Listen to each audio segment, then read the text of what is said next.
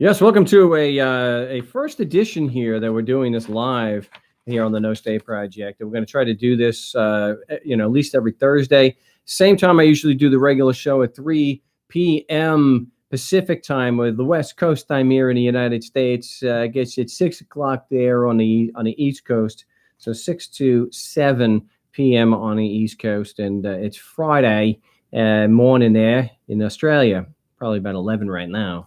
But glad to be here. I will be a little less professional as far as how I gauge things. So if other people want to join the show, it's not really a show. It's not a natural broadcast. But what we're doing here is, like I mentioned on the last couple of shows, we're going to be doing role playing and doing more direct court prepping. So people who are looking to prep for court, if that's what we're doing here on the show. So if you're going to call in, well, I prefer that you use the Skype for today. It's going to be on Frank Rizzo 3. So I'll put that in. I'll just type that out. Frank Rizzo 3 on Skype. So Skype is what we're using here today. So if you don't like Skype, well, nothing we can do about it today. Not the biggest fan myself, but hey, as far as the tech issues go on this show over the last 12 years, it's usually not Skype that's the culprit there. So, but I do appreciate people tuning in. Wouldn't it be a kick in the teeth if I got more live viewers to this than I did on the show? Hey, I'd be happy with it. I would be happy with it. So I've got somebody calling in. So what I'm going to do, we'll add him.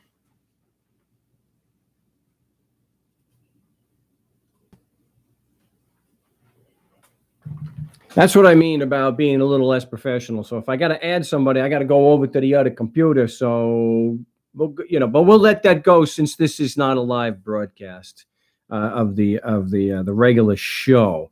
Otherwise, we wouldn't necessarily do that. So I don't have the opportunity to individually mute anybody. So if people start talking over each other, I'm going to just mute the entire line and get things back on the control. So I'm going to be the main moderator here because of issues that we've had on the chats. So hopefully this is going to go a little more smoother. And the idea here is it's not a regular broadcast. What we're doing is just prepping for court. We want to do role playing and discussing some of the basics about going in and defending ourselves. So just because of this, it's not the time to get into a long, drawn-out narrative like we do sometimes on the show regarding what kind of case that you're facing. We just want to get a couple of details, know where you are, what kind of how much prepping you've done before, and then we'll get straight into it. I may or may not participate I may just sit in as a moderator. So hopefully, we're going to go to about 4, so about an hour's worth. We're going to be doing here today. So, and this is not the opportunity to call and disagree, if you're a critic. That is for the other shows. Unless I'm giving, we're talking about something here and it's just wrong. So if you have an issue with anarchy, this is not the platform for you to voice an argument or complaint against that.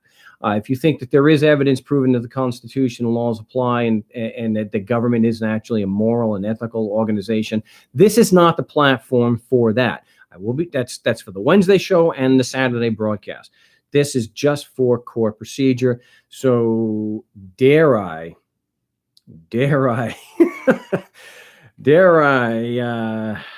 go and unmute? So I don't know how many people we've got on, but it looks like it's at least five in addition to me. So we're unmuted. So I don't know. We'll see how this goes with so many people on the conference call. Well, let's see. Who do we have on the line that actually needs to prep for court because they have we'll give deference to somebody who's actually got a court appearance coming up? I do. Okay, and yeah. You are? I'm Dominic.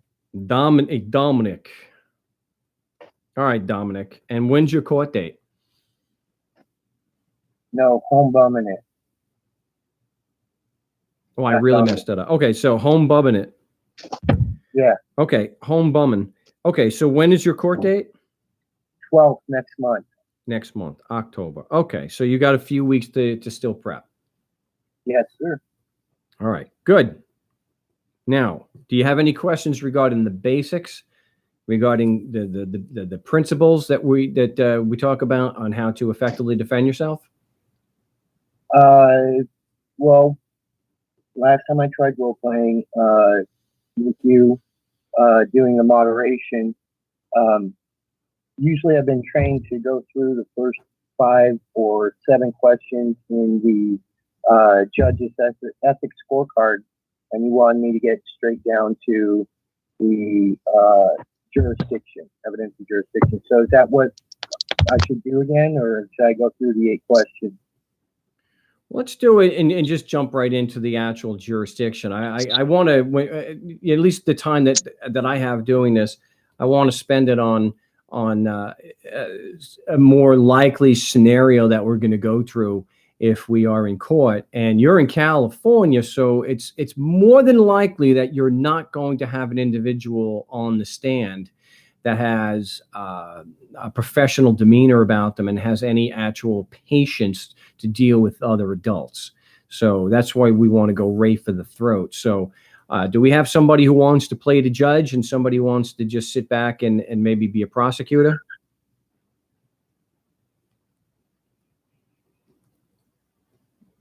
I'll be your prosecutor. Who's that? The dude. The dude. All right, dude. The dude could abide being a prosecutor. Who wants to play the judge? Do we have someone to do that?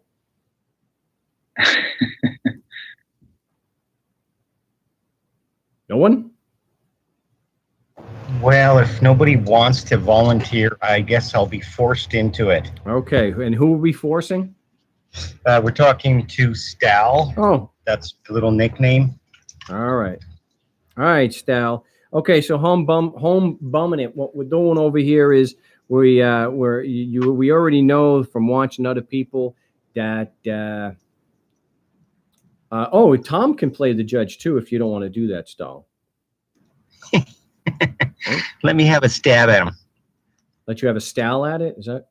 Oh, no. Yeah, right. Let me have a Stal at it. Okay. Well, all right, Tom. You just sit in the wings there, and we have plenty of time. Stal might hurt the poor guy. Wow. The idea is so that if if people have a weakness, let's have it come out now, not when you're standing in court. Okay. So we got the dude, Stal, and home bumming it. You are the defendant, so take it away, Stal. Mr. Homie, I see in front of me that you've been charged with sitting on your butt on a sidewalk, pursuant to Criminal Code negative 37. How do you plead, sir? Guilty, not guilty, or nolo contendere? Am I innocent? Am I considered innocent here today? Sir, everybody is innocent and not guilty at the same time. So how do you plead, sir? Okay. What evidence has the prosecution provided to show jurisdiction over me? Well, sir, the prosecutor has provided the prima facie evidence of us to hear this court case. We're hearing the court case and we're moving on. Guilty, not guilty, or nolo contendere? Well, I entered a motion. Has the prosecution submitted evidence sufficient to overcome my motion? Yes, sir. That's a motions hearing. You can apply for that next time or tomorrow or later today. But right now, I'm just a plea judge. I'm just here to take a plea. Guilty, not guilty, nolo contendere. It's very simple, sir. Well, let me just jump in here. It's in California, keep in mind, it's called a demur. Now, Sorry. I don't think it's a big deal. I think they're really the same thing. But when you've got these arrogant lawyers, and we know this since we've been in the court, we even have a couple that will, go off the deep end and be triggered. Oh, he's using the wrong word, even though for them, that tomato, it's the same. Any opportunity that they have to make us look bad, that we, especially if you're in a criminal situation in California where they want to put a lawyer on you, if we start, look, there's not too many words that we need to know, but if we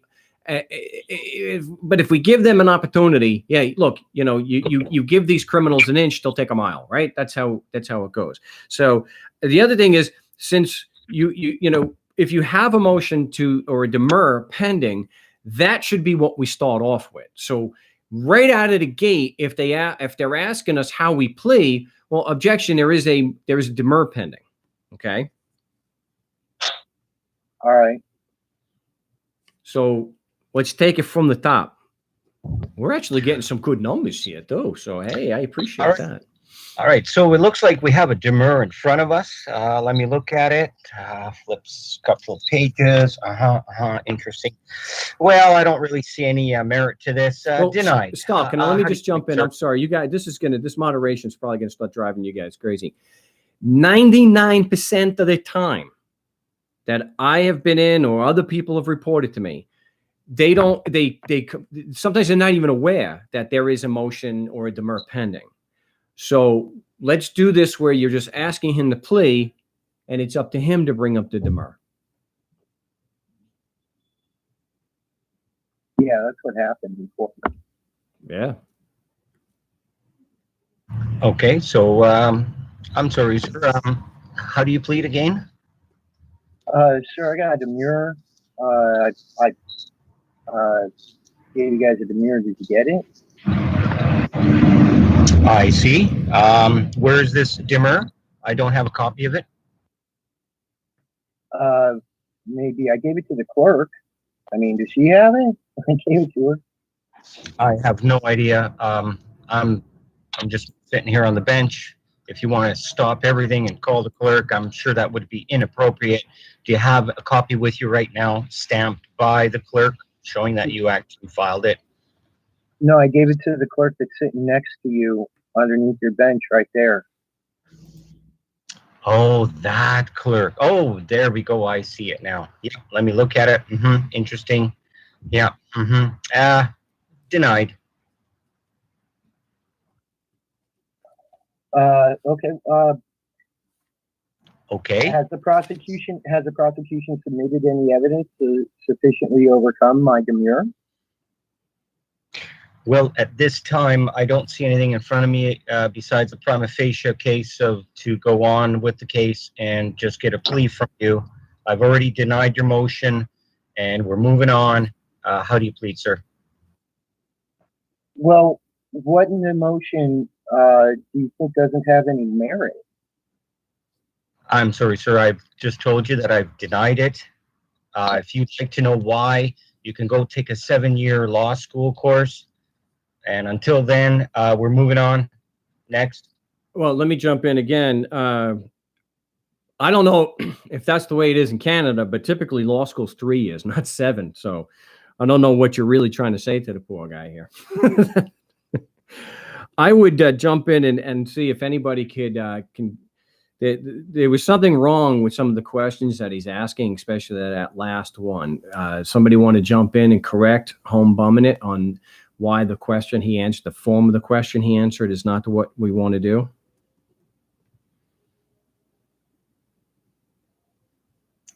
From what I noticed, he's looking for what has been provided, whether anything has been provided or not, has not been asked. Well, specifically what happened was he asked a non-leading question that opened the door for Stahl to go into a narrative and avoid the actual issues. So, are the grounds to deny the motion based on prosecutor's evidence? You want to say, yes, the question should be a leading question. So you denied you're overruling the demur because the prosecution does have sufficient facts to overcome the demur. So that's just a yes or no answer. It's not a narrative. He may give you a narrative, yes. But at least you'll be able to object and be able to show that objection is not responsive. Just okay. Please, just yes or no. Is it your? And another thing you can throw in there. home bumming it is. The guy read. I mean, if we're going in real time, and this has happened, they don't even have a chance to read the entire motion before they deny it. So that's something else you can keep. You know, you could say, well, objection. Did you read every page? It didn't look like it.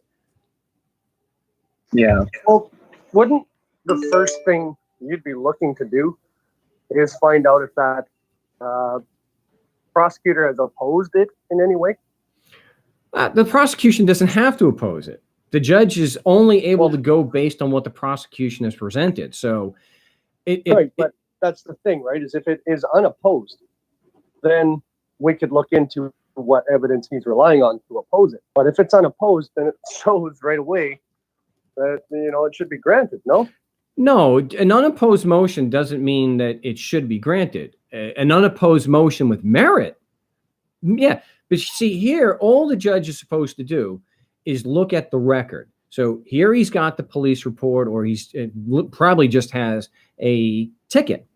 He has to look at the record before him. Now he's got a demur saying there isn't sufficient facts, and he has to look at the record, opposed or unopposed, doesn't matter. He has to look at the record before him, and he has to determine, do these facts, or are there sufficient facts here to warrant overruling this demur? Because the demur is saying there isn't sufficient facts. Does the record before me, support that?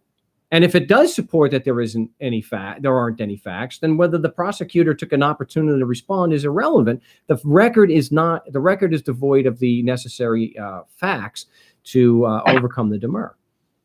So it's kind of a common thing that a holdover from this Patriot crap from the 90s, that an unopposed motion automatically means it has to be granted. I mean, the motion still has to have merit. I mean, judges are still supposed to be fair, impartial, independent decision makers. I know, cue the laugh track. And they still have to determine whether the motion has merit or not. So, I mean, imagine just because someone doesn't respond to a motion that clearly has no merit. I mean, what if it's one of these Carl Miller type things? Does that mean that just because the prosecutor or let's say I didn't take the time to respond to that they should automatically be granted?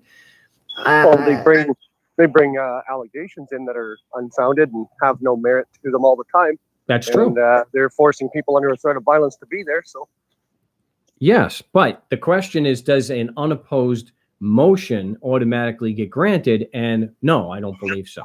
No, well, okay. So, yeah, I just forgot to mention an unopposed motion with merit, right? An unopposed, but like I just said, they still are supposed to go through and make sure that look, your motion to dismiss or demur based on lack of evidence, that's a meritorious defense. Now, whether or it's a valid legal defense. Now, whether that the record, is accurately described in the demur, yeah, that's a different thing. But so I wouldn't want to see a rule that an unopposed motion is automatically granted. I would want to see that. I think the judge should do his job and determine whether there's evidence in the record sufficient to overcome the demur. Okay, and I got to jump in. Somebody is saying, how do I call in? The only way to get onto this particular call, and we're doing role playing. This is not a radio broadcast. It's no say project, but it's not a typical radio broadcast. And so you're going to have to join me on Skype. It's at Frank Rizzo 3. So if I get like we did with somebody earlier, I will go over there and I will join them to this particular call. And so far, I don't see that. So anyway, all right. So let's get back to this. We're discussing the demur. So Stahl, let's take it from the point that you're giving your decision on the demur. I'd like to also comment that he's not even objecting, not even once, I think. Yes, that's true. And remember, as Mark would say, everything coming out of, majority of the times is just a bunch of lies anyways, right? Right. So you want to object? Yep. Okay. Okay, so Stahl, take it from you're reading over the demur, and you're going to do Right. your thing. So I've looked at your demur. These are quite interesting points, but I don't find any merit to them, so I'm going to deny it. Objection. Point of clarification. Are the grounds to deny this motion based on the prosecutor's evidence? No, sir. They're based on my opinion.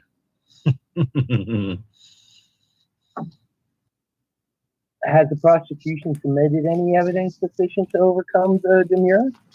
At this time, they haven't done anything except file the prima facie evidence that is being held against you, and that's why I'm here to take a plea of guilty, not guilty.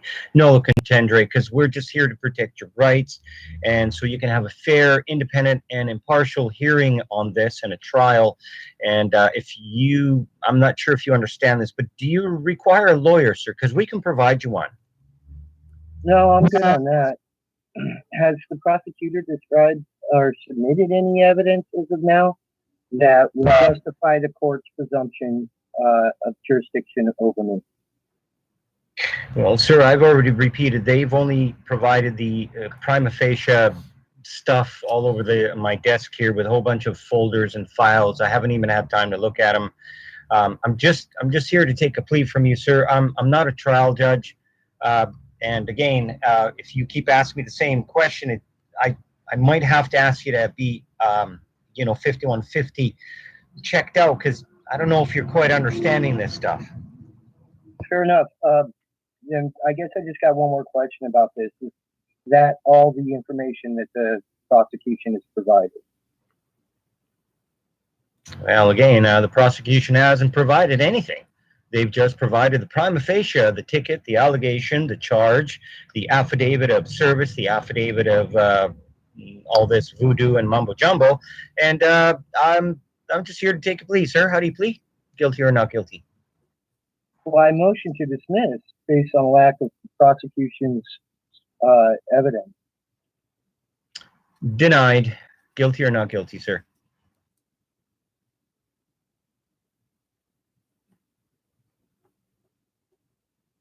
Well, objection, point of clarification. Is the court presuming to have jurisdiction to change my status from innocent to not guilty? Well, sir, the court has jurisdiction to hear these kind of matters. We have 200 years of stare decisis, res judicata. And if you have any questions about that, either A, hire a lawyer, or B, go upstairs in the library. You'll see it all there. And so we have jurisdiction here today to hear this matter. So please, guilty or not guilty, I'm losing my patience. There's like 500 customers behind you. Oh gosh. Well, let me jump in here. With all due respect, Your Honor, I'm not the one bringing false allegations to you. I'm not wasting your time. I don't, I'm just trying to investigate this. But I got to jump in here because there's a few things going on, but I don't want to be the only one pointing it out. This is also to help other people. One of the big things is home bumming. You need to be objecting and calling out the obvious contradiction that the judge has done at least twice. He has said that they don't have anything, and then he turns around and says, but they have prima facie. So it's either they don't have anything or they do, and then you can move on. Of course, what specific facts would support those, or what facts in the record actually prove that your Constitution apply to me just because I'm physically in California? Okay. So why doesn't somebody else take and bring up some of the other things why you believe home bumming it is not having a good time right now with this judge?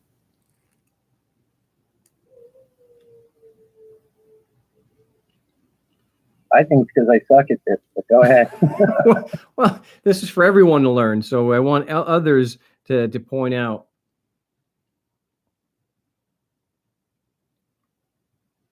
Dude, you got something to weigh in on here? Or do you think that I covered it? No, I'd like to hear how you cover it. Well, I spent too much time doing it. Well, I already went through and said he was not objecting. I think I hit the big ones. Right? That the other thing too is he's not asking very good leading questions. Well, and I think we went over that with him earlier. You got to look at what your result of the clarification or the question that you're asking. is going to be before you ask it.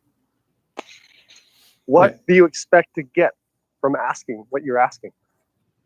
And you don't always have to say point of clarification. I would just, just say objection. And what it comes down to is, if they want to know what your actual objection is, well, you're being very evasive. You're not answering questions directly so that I can make an informed and voluntary plea. Okay. So I can say that. Yeah, I would say that. All right.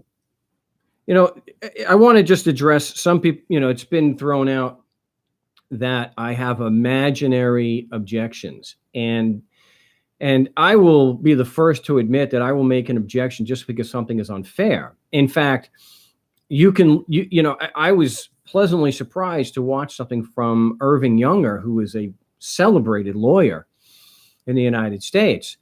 And even he said, this is back in the 70s, even if you can't articulate it in the heat of the moment, objection, and just say it's not fair.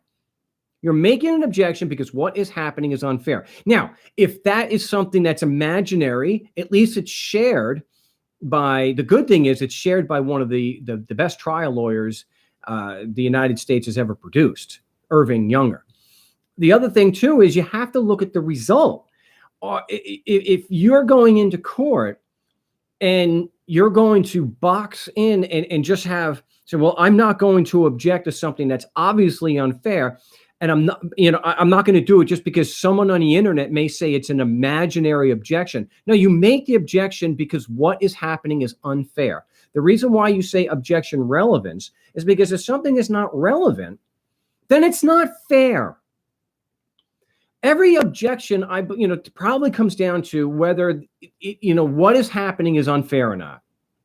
So if there has not been in a law library somewhere, the actual objection that matches your situation, I think you'd be selling yourself short to not make the objection and articulate that it's unfair than to try to fit into a box that someone on the internet says that we should belong to. We all can agree here that what we're doing is unorthodox. It's kind of silly to then think that every single objection that is based on something that's unfair has to be something that lawyers have done in the past. I don't believe that we should be limiting ourselves to that. And I think it would be short-sighted, and it would be really ineffective to do that. And if somebody wants to say it's an imaginary objection, go ahead and who gives a damn? The results are what are important, not what somebody trolling us on the internet is going to say. So can I go ahead and ask you a question real quick? Yeah, of course. All right. So, because I went in there and I said, look, I'm not an attorney. Okay. So my paperwork might be off or something like that. I don't know exactly all the ins and outs of court procedure and all this stuff. So,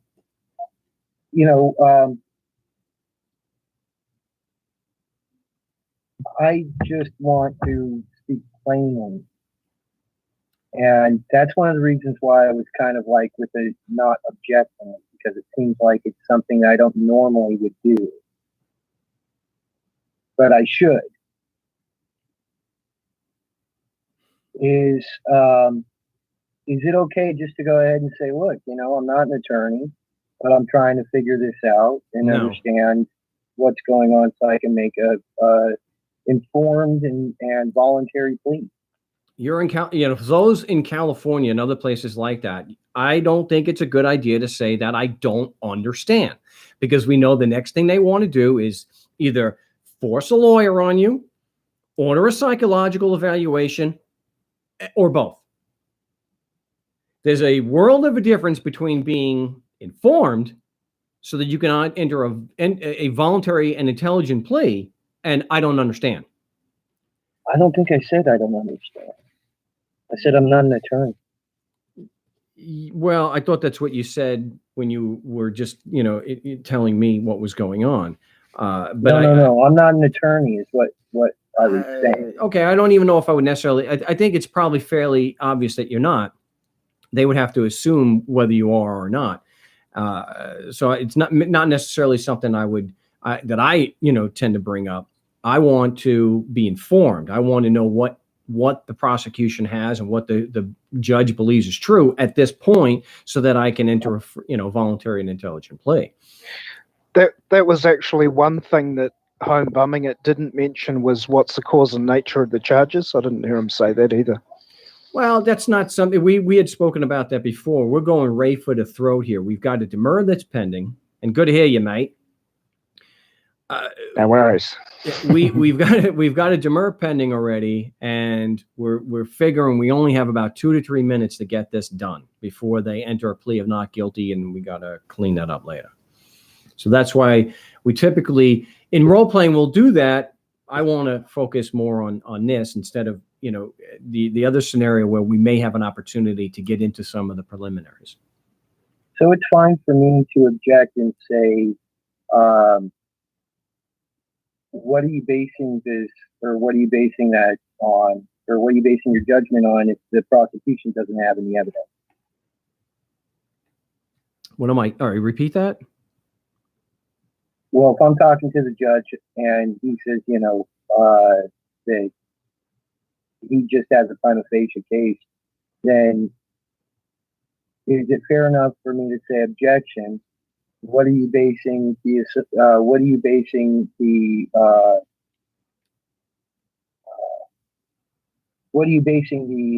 decision on if there's no evidence?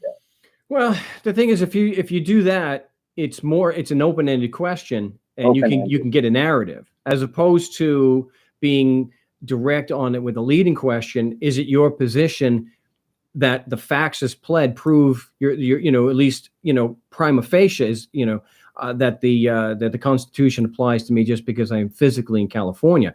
That's a leading question. It's either yes or no. It doesn't give him, if he's responsive to the question, it doesn't give him the opportunity for a narrative. Okay. So now if he does say, yes, absolutely, if you're physically in California, damn right, the Constitution applies to you. And so now it's a very specific, we know exactly what his claim is. And now it's easy enough to just say, exactly how does my physical presence or my physical location here in California prove a written instrument called the Constitution applies to me? Okay. And I gotta say, I appreciate everyone. We're getting some pretty good numbers here for a live broadcast. And I gotta jump in. I gotta say this.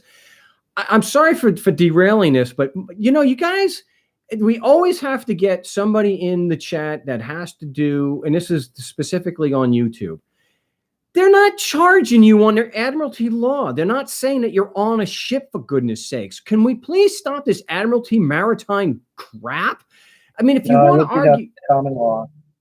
No, well, if you're being charged in a state court, it's under statutory law. The statutes displaced the common law a long, long time ago. Some of the principles still are used in court, but for the most part, statutory law has displaced the common law.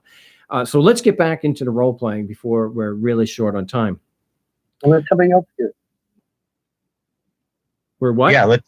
Yeah. Anybody else want to be a judge and restart from the fresh so he can get it better? If Tom wants to do that.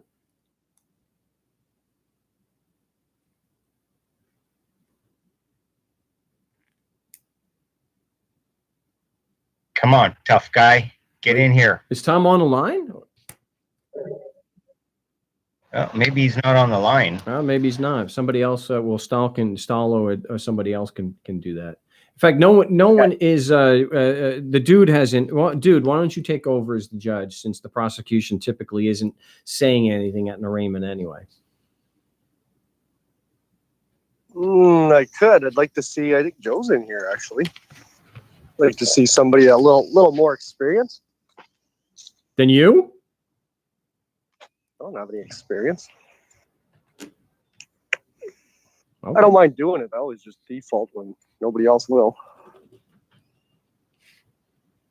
Well, I would nominate Joe also. Oh.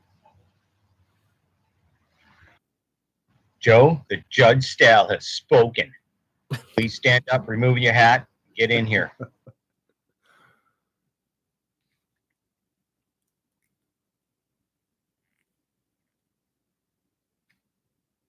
No, I guess not.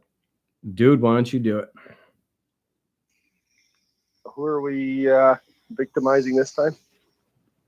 I guess we'll keep going with home bumming unless there's somebody else prepping. If there's someone else prepping for court, shout out. Yeah, I'll go. Who's that? That's Scott. Okay, Scott, you're on. Okay, so dude, he's got a demur I got pending an inspection sticker coming up on October 4th. inspection. Yeah. Okay. Okay, dude, he's got a motion to dismiss pending. I didn't file any motion yet. You didn't file a motion yet. Well, No, I haven't. October is coming. Yeah, you still got a few weeks to do that, so get that filed. Well, let's It's my second hearing so far. the second hearing. So are you going in for an arraignment? Well, I don't know because they didn't even they just tried to put me on the other side of the bar and tried to start a trial without any type of arraignment. Are you sure it's criminal? No, he said it was civil. There you go. You don't have an arraignment when it's criminal. But I mean, you all don't the have an other ones arraignment I've when been it's- to for any type of traffic infractions I've had an arraignment. Well, if it's a criminal infraction, if it's criminal, then you'll have an arraignment. But if they're saying that it's civil, you're not going to have an arraignment. They're not going to be asking you if you how you plea. Really, all they do is ask you if you're paying or if you want a trial. Right. Yeah. That's what they tried. But I didn't go in the bar, and I asked him what kind of proceedings these was because I didn't understand because I hadn't been arraigned, and then I went through my whole script and just I don't know. He answered questions and stuff, but Okay. they just booted me out and set it for another date. Okay. So, you may have been going in for the actual trial. So let's just say that you're going in for the trial and you have the motion to dismiss pending and you've done your discovery request. They've given you nothing as far as discovery except for a copy of the police report. And so, dude, run them through. So, dude, what you're going to be doing is that you're going to try to move this guy to trial under those conditions. Sure. But if I make a comment before I do this, is that we've got this many people in here, and why is it going to always be the same people being the judges, right? We need to try, and this is just my opinion, to try and get more people encouraged to do it because they don't realize that they could probably learn just as much by being the judge, especially if they're going through court because they've heard things said. Some of the things that I have said as a judge have been, said to be not very realistic, and I can read them directly off my transcript. It's quite comical when I get run across that a few times, and maybe it's just because they operate a little differently up here or whatever it is. But There'd be slight variations. I would like to see more people from the area of the person that's on the call, so they know what kind of judges they're up against, or do we need to be like a total tyrannical judge because people will stumble across those, right? So why is there such a lack of people wanting to take on the judge role?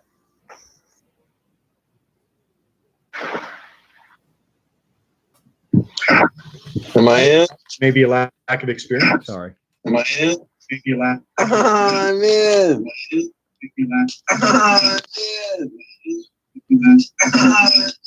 Okay, someone's got to mute up because it's feeding back. Okay. All right. So, all right. This is sounding like a 1960s I got you. Floyd song. All right. Let's not I'll have play it. judge if you need it. Okay. Who's that? Home bumming it. I'll play judge.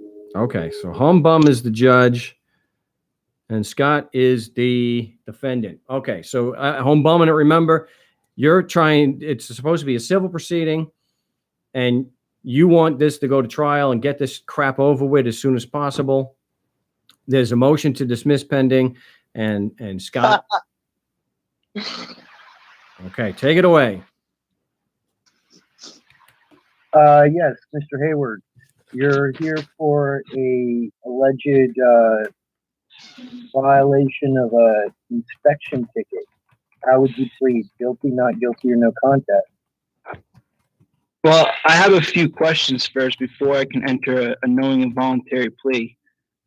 My first question is this a court of record? Yes, it is.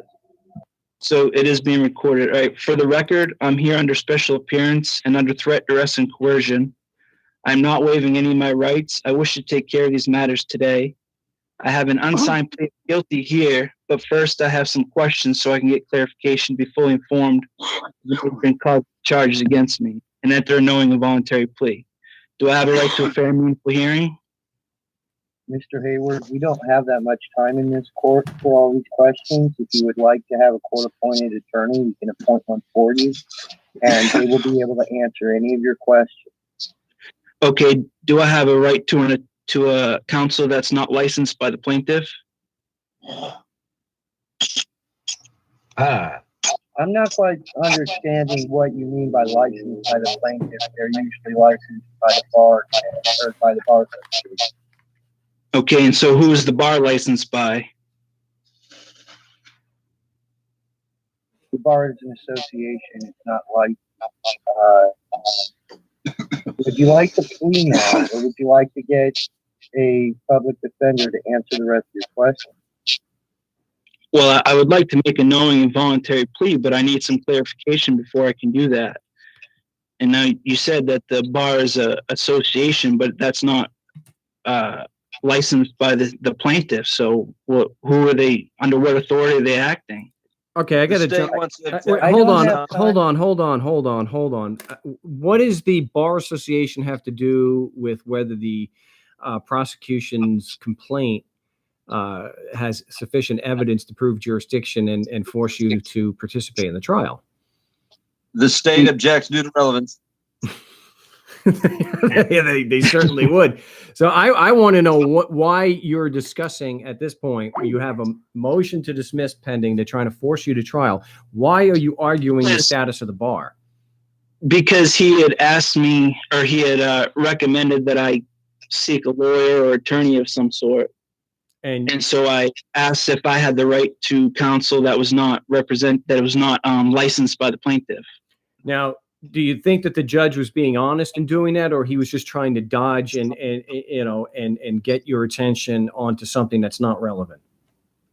I think he was trying to force an attorney on me so he could just put it through without me having to challenge any jurisdiction. I didn't hear anything in there where he was forcing you to get a lawyer. That would be really easy to do. He'd tell you to sit down and he would just have a lawyer assigned to you. May I interject? Sure. The point that he could possibly make about bringing up the bar is a very weak argument regarding conflict of interest, because both the prosecuting attorney and defense attorney are on the same team. But that's it, and you might as well just throw that right out there. Well, you also have to throw out there that, and if we're going to bring up a conflict of interest, there's a very good way of doing it with okay, but we're not going to do that right now. The other thing is considering that what the scenario that we're going through here is that it's a civil traffic proceeding, and the judge himself may not be a lawyer. Like in Arizona, they're not lawyers. You have hearing officers. Yeah. So when I bring up Herbert Pierpan on the show in Scottsdale, he's not a lawyer. So you have to keep that in mind also. So what they're trying to do, and what I got out from what the home bum was doing, and he did it successfully, was get you to focus on something that's not relevant to whether the proceedings are fair or whether the prosecution's complaint is factually sufficient to establish jurisdiction and, so that they can hold you over for trial. I would ask the judge, why are you so interested in getting me state-appointed defense? Well, I don't think he's getting at you got a judge who's trying to get you to stop asking questions. And so I don't think it's that he's so interested in doing that. He just wants you to ask. He just doesn't want to hear your questions anymore. So he's going to distract you and get you talking about something that's not relevant. Our focus is on the prosecution's burden of proof. knowing that the burden of proof is on the prosecutor. The motion to Yes. dismiss is pending, and you haven't, we've gone on for a little bit here, so I don't know if you've even mentioned the motion to dismiss yet at this point. So why don't we go back to the beginning and, Scott, focus on the prosecutor's burden of proof and objecting and asking leading questions with your objective to have it come out that your physical presence, and where are you located? Is this, I'm in Maine. are you in Texas? No, Maine. Oh, Maine. Oh, Maine. Okay, cool. So, and whether your physical presence in Maine is proof, even prima facie evidence, that the Constitution, a written instrument from 220 something years ago, actually applies to you. So keep that your focus, and that's what you're trying to do.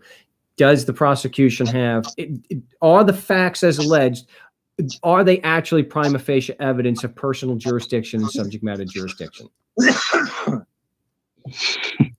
So let's go to let's take it from the top. All right, Mr. Hayward, you're here on a violation of a inspection ticket. How would you like to plead? Guilty, not guilty, or no contact? Okay, well, I have a few questions before I can enter knowing a voluntary plea. And my first one would be, what evidence has the prosecution provided that the statutes and codes apply to me? Well, the statutes and codes apply to everybody, but if you would like to argue that, that would be something that you would have to prove. Well, I'm not looking to argue. I'm just looking for clarification on what evidence the prosecutor has provided. You got to start everything with the word objection. That's So, correct. but And just to clarify, we're gonna start Sorry, over. Getting a little echo here. We're going to start over, but remember, he's not there for an arraignment. He is there because they're trying to force him into trial, and there's a motion to dismiss pending. okay. Chester, mute up. What's up? Mute Oh, it. I'm up. Mute it. Mute up. You're making an echo. Chester, mute up.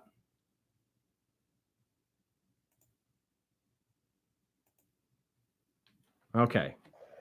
I think he's got that muted up. We're good to go. So let's take it from the top. Home bumming it. You're the judge. You're trying to force this individual, Scott, into trial, and there's a motion to dismiss pending that you're not even in your, you're not even aware or care about it. Mr. Hayward, you're here on violation of a ticket for, what is this? Inspection sticker. How do you plead? Guilty, not guilty, or no contact? No. No. Okay, so let's have now home bombing it. No, that's not what we're doing. So we're gonna Oh, Tom. sorry. Hey, Tom, can you jump in here as the judge? It's kind of convoluted right now. I'm to understand that he is. Just give me a quick scenario again where we're going. You Okay. have motions on the table, a demur. Well, a motion to dismiss is pending, and they're trying to, for the second or third time, they're trying to force him into a trial on a civil traffic. Wow, we got a lot of background noise there, guys. The judge is trying to force him into trial on a civil traffic matter, civil, not criminal. So there's no arraignment. And they've already had, where they've spoken about this before. They continued it to, October, and they just want to force him into the trial so that they could take his money. And they want to ignore the fact that there's a motion to dismiss and discovery request at play. Okay. And I just would like to touch base on something. You said there's no arraignment in a civil traffic situation, and they most definitely have them here. yeah, that's what I'm saying. I've had a couple. Some And places mine was vary. as bad as, check this out, no police officer Hold and on. no prosecutor, a room full of people, like a herd of cattle going in front of this woman judge, a magistrate. And when I got up to her, I asked if there was an officer or a prosecutor, and nope. She says, I'm just here to get a plea today. That's it. And no matter how I argued this thing, she was not having it because she gave me all kinds of excuses. All I have is the ticket. There's no officer here. There's no prosecutor. I don't know anything about it. I have the ticket and I'm here to schedule or ask you if you want to plead responsible or non-responsible. And that's it. If you want to plead not responsible, we'll set it for a trial. Okay, well, we're beyond Right. that here. We're going to just do it as it's a civil traffic. He's already gone through an initial appearance, and here Okay. it's the date set for trial. The judge doesn't Yep. get, So she set trial, you're at trial, and I'm the judge, and I'll be just like the judge I had. Well, Right. don't go a little easier on the guy. Yeah, Don't of let's not course. beat let's not do it. It doesn't always have to be a worst case scenario. No, exactly. All right, sir. Again, this is I see you have this ticket here, and it's your day in court today. I see there's been a plea entered. Obviously, right? We're going to assume there's been a plea entered. There's been We can for this scenario, but I Yeah. have not entered plea yet. but we just said, Mark said you're going to assume Right, that. for this scenario. Oh, Right, okay, right. okay, all right. So there's been a not responsible plea entered. I see you want a trial. The evidence. Well, first I would tell the officer to stand up, raise his right hand. I tell you to stand up, raise your right hand. I'm going to swear you both in, officer. Can I object on this to try and bring up the motion and how it hasn't been ruled Well, on, or this- what ruling it has been? What would you do if the judge asked you to swear in? Let's start there because they will. I would object, and I would say I have a few questions first before we get started. Or it'd be objection. There's a motion to dismiss pending, and there's a very serious discovery issue that needs to be discussed. Okay. Yeah, we'll go with that one. Well, Okay. sir, I we're here today for a trial. There's been a not responsible plea entered. You wanted a trial. You wanted your fair day in court. Today is your chance to have your fair day in court. And I need to hear the officer's testimony, and then we can get your testimony, and we can decide who's 51% responsible. So please, both of you stand up and raise your right hand. Well, I'm going to object to that because I have a motion that hasn't been ruled on yet, and I'm trying to get clarification on why that hasn't been ruled on yet. Sir, we'll get to that. But first, I need everybody to swear in so that everybody's telling the truth today. So go ahead and stand up and raise your right hand. Well, I'm going to object to that at this moment because I don't want to waive any of my procedural rights. Well, sir, we gave you the advice of rights form when you walked in, and you read it, you signed it, you gave it back to the bailiff. So you do understand your rights, don't you, sir? Well, I object. I didn't sign anything at this moment, up to this point. Well, in my state, in every court around here, they give you this advice of rights, and all the ones I've seen, everybody gets this so that they can claim that you've been informed of your rights. I have not Right. seen a court not do that yet. Are you telling me you went to your courtroom and they didn't hand you anything? Correct. Okay. All right. Well, then we won't go there. That's fine. So let's continue with where we were at. Again, sir, I'm only here to get a plea. You're again, going back, and then we're at trial. They're trying to force trial. So it's your fair day. It's your fair. We need to swear you in. I need to hear the officer's testimony, and I need to swear you in. Please stand up. I'm going to ask you this one last time. Please stand up and raise your right hand. Well, I'm doing this under threat, duress, and coercion because I haven't been informed about the motions yet of why they've been denied, or if they've been ruled on at all. Let's go out of role for a minute, out of character. Yep. This is what Okay. I like to do, and this is what we've been talking about for a long time. Rather than challenge him or anything like that, say, Judge, I'm not here to testify. I don't know if I'm going to testify yet. Yeah, I'm a defendant. I'm not required to testify, right? You'll say no. Okay, well, I'm not here to testify, so I'm not going to swear myself in right now. There's no need for me to be under oath. I'm only here investigating and asking questions. Now, I've had the judge actually tell the officer to put his hand down, and this is my one loser. We're not going to get into that, but that guy never testified. So the judge may say that, officer, put your right hand down. Go sit down. And then the prosecutor will start their thing, and I went into a motions hearing just like you did. Now, all right, let's say that happens. The officer's told to go sit down. Neither one of you sworn in. Now the judge says, "Well, sir, yes, I have your motions, and I'll tell you what she said. And I've read them twice. They're very interesting. So you know what? I'm going to give you your fair day in court today, sir. Go ahead and argue your motions." Oh, okay. So we're back into the role. Okay. So whose rights am I being alleged of violating? No, I wouldn't do that. Stick to the motion. Okay. You Well, I want to thought that know, was part of the motion. The state would like to answer and rebut.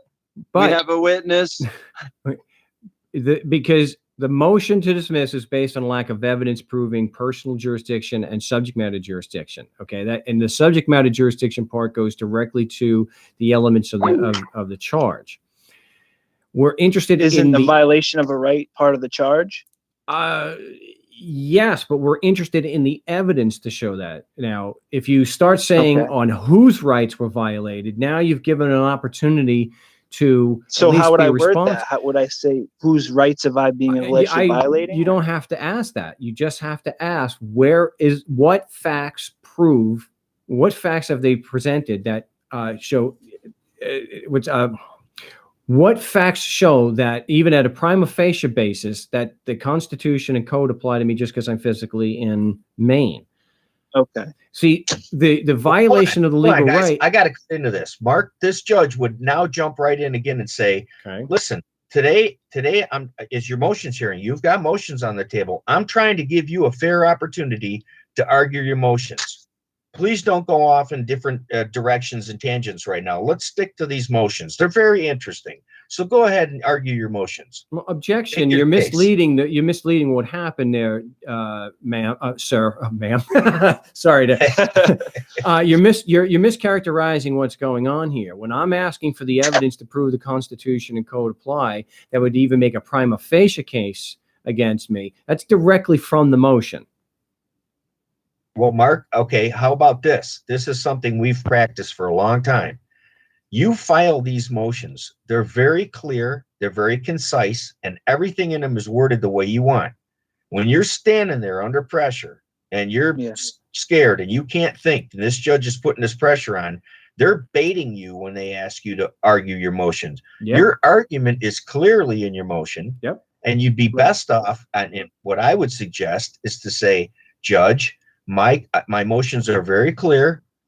If there's anything I can explain to you in those motions that you don't seem to understand, or don't even say that you might not understand, go ahead and let me know. But my arguments are very clear," and then see what they say there. See, we've talked about this on the show. I like the idea of, especially if the prosecutor's there, and looking right at them and saying, this is why I say never stand on the motion. Yeah, it's well written. Sure, but don't stand on it. Get some dialogue, even if it's considered unorthodox. I want to know, and I know the judge doesn't have a requirement to let the prosecutor answer, but you put the question out there. Well, that's what we're doing. Yeah, but the question is, we say we don't want to argue our motion. The motion is very clear. We don't want to make any assertions at all. You know that. Well, that's why I'm saying you're asking the question. You're putting the question to the judge and the prosecutor. Does the prosecution have the facts that even to prove at a prima facie level that just because I'm in Maine, their Constitution, a mere written instrument, actually applies to me? So you're putting it. I would argue the motion by just putting the question of evidence directly to the prosecutor or the judge, who's ever more inclined to answer the question. It should be the prosecutor. The prosecutor should say, yes, I have. And then, of course, you're getting some discussion on that. So it'd be, has the prosecutor provided evidence that the statutes and codes apply to me? And that's stated in this motion that I've. Yeah, well, or you could say, do they have any facts that would show, even on a prima facie level, that just because I'm physically in Maine, the Constitution, a written instrument, which is a fact, a written instrument, applies to me and gives personal jurisdiction? All right. Well, can I interrupt here? Because I have found that as soon as you mention the Constitution, the eyes start to roll. Yep. That's why I try not to say myself, I try to stay away from that word. Again, but you're not arguing. I'm Hold running low on If time I'm gonna here. argue your motion at all, I'm going to stick to your points in the motion. Okay. The three main points in that motion. Yeah, but to get to what you're saying, and we've discussed this on the show before, you can object, at least some of them are going to listen to you. You're not making a constitutional argument. What you're doing is as far as is the statute constitutional? Okay, you're not making that kind of argument. What your argument is from the motion or the demur is the prosecution doesn't have sufficient evidence, so it's an issue of fact. So you're bringing up the Constitution, and yes, I'm not explaining it as well. I feel like I'm standing in court. I'd be clearer, but your position is that the prosecution's claim that the Constitution does apply has no factual support. So if the judge doesn't want to hear anything about the Constitution, so, well, ma'am, if you don't want to talk about the Constitution, I'm happy to do that, but you've got to tell the prosecution to withdraw their claim because they're the ones who brought it into this court, not me. Right? I mean, isn't that what's going on? Isn't the Right, prosecution they're using the Constitution as the basis for charging you with any type of violation. It's the basis for personal jurisdiction. It may not be the sole foundation for subject matter jurisdiction, but certainly personal jurisdiction, because territorial jurisdiction, they're saying that their laws, which the Constitution is the supreme law, that Constitution applies to every square inch of what they call the state. So they're the ones that are making, that are bringing in a constitutional claim, not you and me necessarily. We might make a due process violation, but if they don't want to hear a due process violation, the appellate court, will. So it's definitely a point of contention, Tom. You're right that when we do use the word Constitution, something goes off in the judge's head, and it's up to us to object and make it clear we're only attacking their constitutional claim. So if you've got a problem with that, you tell them you tell them they can't argue the Constitution. If I can't argue Constitution, they can't argue the Constitution. But if they rule that they can't argue the Constitution, then the judge has to throw it out because the prosecution can't support their claim of jurisdiction. Well, that's all fine and dandy and all fancy and such, but I'm telling you right now, these judges don't put up with that crap. Well, I heard them say, don't bring the Constitution into my courtroom. Yeah. Literally had heard that said. Right, and I've heard it too. And so you need to object, though, Tom, and say, objection, I didn't bring it up. The prosecution did. Okay, so let's judge what evidence has the prosecution provided that the Constitution and codes apply to me? Well, Mr. Prosecutor, what evidence have you provided to the court today? Well, we always have to have a prosecutor. We got a couple of good. Yep. At this point here, the prosecution has presented everything that is required as per State versus Smith and State versus Wesson. I also have the allegation here. We also have the officer's notes. I believe this is all that's required at this point. Am I correct there, Your Honor? Yeah, I've been sitting here looking through the statutes, and it covers it, sir. We have jurisdiction. So again, that issue's been settled, and today is the day for your trial. So I believe objection. Objection. Is that based on your opinion or is that based on facts? Because I don't know what facts that he's claiming that he's presented to the court.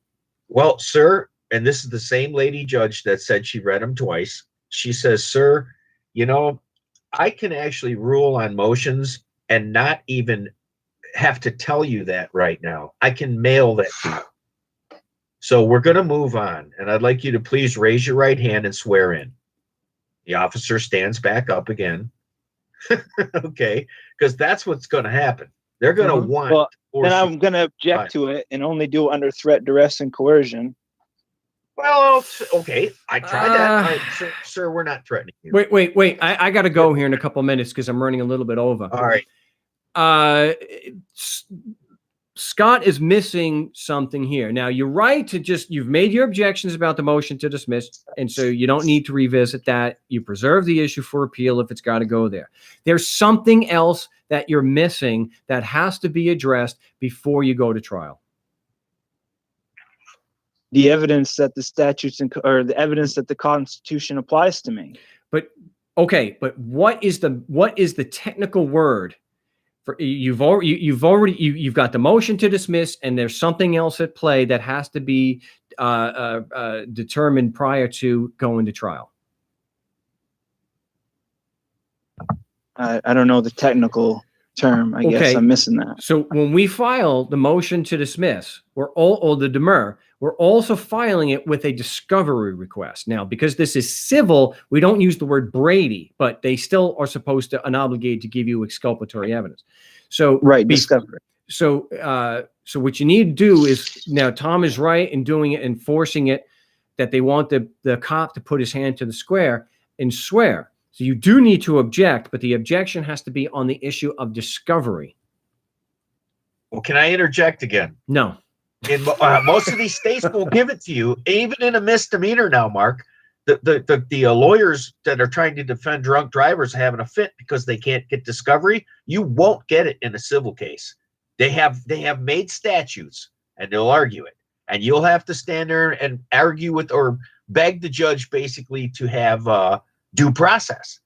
You put them on the spot a little bit with that, and that has helped me. But I've literally had the prosecutors pull those statutes out, and I can show them to you. We had this discussion years ago, Mark, here in Michigan. No discovery is required to be given by the prosecution in a misdemeanor, and none at all in a civil case. Okay. Now, the thing is, for traffic, right? Yep. For misdemeanor traffic, regardless of what the Michigan statutes say, okay, Brady is always required in criminal, period. And that's always required. That doesn't mean they're going to give it to you, but you still have a Brady violation that you need to argue, and you may have to appeal. As far as the civil traffic, California and Arizona, for example, Arizona is a really good example. Civil traffic, they don't have to give it to you until the day of the trial. In fact, I think it's immediately prior to the hearing. So they do have to give it to you. That doesn't, but they still don't give it to you. I mean, I told you we had Pearpan allowed a cop to get away with saying that the judge will, or the hearing officer is going to take care of discovery for him. So Michigan is different than Arizona and a lot of other places. So it's always good to bring that up so that so people are aware. If you are in Michigan, civil traffic, you're not getting discovery, period. Misdemeanor, they're not going to give it to you, but they're still required to give you Brady material. So again, before I go, they have to, if their witness doesn't have personal knowledge of the matters they're testifying to, that is Brady material. They have to tell you that in plain English. I'm calling this witness, and I know he doesn't have personal firsthand knowledge. I have no proof that he does. I'm going to call him anyway. So I'm really sorry. You guys obviously can continue. I have to go.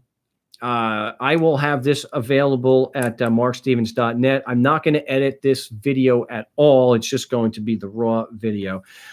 So we'll keep it up there. We'll do what we can to make this a regular. Well, look, every Thursday at least we're going to be doing this. I'll try to add some other ones, of course, if we're going to do it here.